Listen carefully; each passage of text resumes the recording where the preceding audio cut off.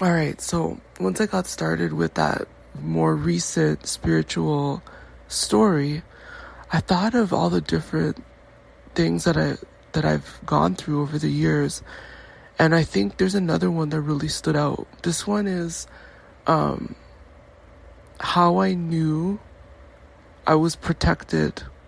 It could be by my ancestors, if you want to say that, or it could be angels. I have no idea. What I do know is that from that time onwards, so this happened when I went to Cuba, and that was in 2004. So, it took going through a lot of these negative situations right here at home in Toronto to kind of piece together all the different things I'd been through over the years throughout my life. So I want to mention something because this is very much tied to house music. In house music, you have different genres in the genre, so different subgenres. The genre that I want to say it's tied to Black culture, heritage, and lineage is soulful house. I want to say soulful house, not Afro house, because Afro house is coming from the continent more frequently, or artists from the continent. This is not Afro house. It's the soulful house or spiritual house that's comprised with very African rhythms and sounds. So it's the house music that you would be hearing if you go to Atlanta, or if you're in DC, if you are in New York. That Afro sound / Afro-Latin sound that's connected to African spirituality. So, there's certain dynamics that go on in very specific subgenres. And this is where music, I say, is very spiritual. When you're looking at African or Latin roots, places that hold the foundation for African sound, specifically from West Africa, you're dealing with a lot of things beyond just beats and making beats in the studio. And if you're going to parts of Latin America that have a lot of African roots, it's a part of their life. And me being born and raised in Toronto, this is not a part of how I was raised. I don't know a lot of these things, even though my roots are from there. So for me, I realize I gravitate to that sound because it's who I am, right? Dance is spiritual. Music is spiritual. The medium of music is used in many different ways. I realized this in my times spent and staying in New York in my 20s, but I wasn't immersed in that because I wasn't raised with that, even though I am Nigerian, Canadian. But when I went to Cuba, I saw some things about the West African aesthetic in their daily lives.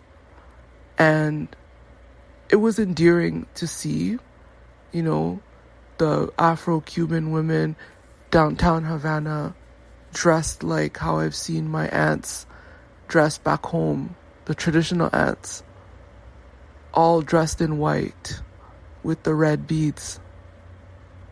And of course, it's culture, right? So you look at it with a sense of pride and beauty. But I realized how serious it was when I had experiences where people show me a little more deeper about the culture. So for example, like seeing figurines encased in there's little cases in the front of people's homes with Black Madonna. I had no idea what that was. I was 22 years old? I didn't know. And then, at the time I was staying with the guy I was dating's mom. She's from Toronto. She's European. She moved to Cuba. And, she showed me around in places that I never would have imagined in parts of Cuba. It was amazing. I met a woman who was a retired police officer who made sure we were safe in Cuba. And she was an Afro-Cuban. Her last name was Morgan. She's descendants of Morgan-owned slaves that had moved on to Cuba to escape. She taught me a lot about her history. And, I wanted to see more of the island. And I was invited by my friend's mom to go to a Santeria ceremony out far on the island. And I was hesitant at first because it's something that wasn't something I would have expected to go through when I was out there. So I sat on it for a bit and I reluctantly agreed because at this stage I'd known a few things through the house scene, but I was not very open to being outside of music and being on an island as a lone traveler.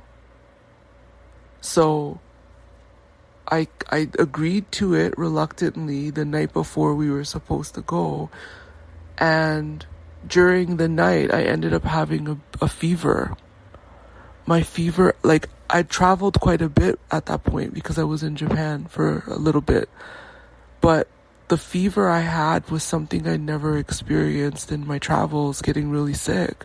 I had a high fever, I had sweats, was sweating, and my spine was hurting, and I couldn't get out of bed. So when the guy I was dating's mom called me to say, okay, we're getting ready to leave the next early morning, I could not get out of bed. My whole body was like a dead weight. I couldn't sit up, I couldn't get up, I couldn't speak. And I was sick for the whole day in bed.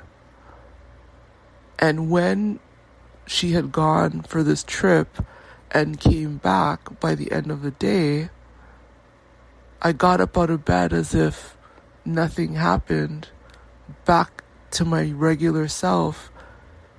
Headache gone, sweats gone, body ache gone, spinal pain, heaviness gone. It's as if nothing happened. And I realized, the spiritual is something that you shouldn't be fucking with, the way that some people do. And I also realized that when people look at certain aesthetics, whether it's on TV or you're watching snapshots of a travel and tourism booklet, or if you're immersed in the soulful house scene and you see people dressed kind of like this when you're going to parties and events, they're mixing things that they shouldn't be mixing in with the music. There's some things that are beautiful. The root of it is gorgeous. How long these cultural these components of the culture are seen in the way we dress, how we sing, how the music sounds. These are all beautiful things. But when I could not get out of bed, as there was a plan to go to this event in Cuba, of all places, I was bedridden. And that's when I realized there's something about the experiences that I go through in my daily life that some people will never know. And to call someone weird when I've been through some of the most eye-opening, powerful, some of the miraculous things in my life, I realized like there's something about my life that's amazing and important. But I also felt like a lot of the things I go through, I don't deserve to go through. So, what I'm trying to say about this: do not mock spirituality. Do not mock wisdom. Do not underestimate people's intelligence, life experience, and breadth of knowledge. Just because someone is younger than you, it doesn't mean you can't learn from them. Just because someone is mature and older than you, it doesn't mean they have all the answers to life's mysteries. When you adapt specific practices in terms of where you go, your daily life schedule, what you want to pursue in your life or career, be very, very careful and intentional the people that engage in these things. Because you don't know the kind of practices they have behind closed doors in their personal life. So this well-intentioned trip out of town I was supposed to take for a cultural event that I found out is a Santeria event wasn't something that I was supposed to be participating in. And when you're moving through life, when you're trying to pursue a career, you want to make sure that you know what you're stepping into and what that environment is like. And as our society and world has been operating, there's some things that are unavoidable. So with that being said, you've got to know yourself, have your feet firmly planted on the ground, and know what you're getting into and understand how to protect yourself. Because I'm not just talking about my specific situation, I'm talking about in general, in life. If you're going into a field that you know is highly competitive in a negative way, how are you going to make it through? If you know you're going into a space or environment, let's say studio, and you're working with artists, what are their protocols and what are their work practices? If you want to work with people, how do they operate in business that matches your style of business? These are things to think about before you step in, because people remove life from spirituality and remove spirituality from life, but sometimes it's intertwined. And people laugh, but it's not a laughing matter. Anyway, thank you.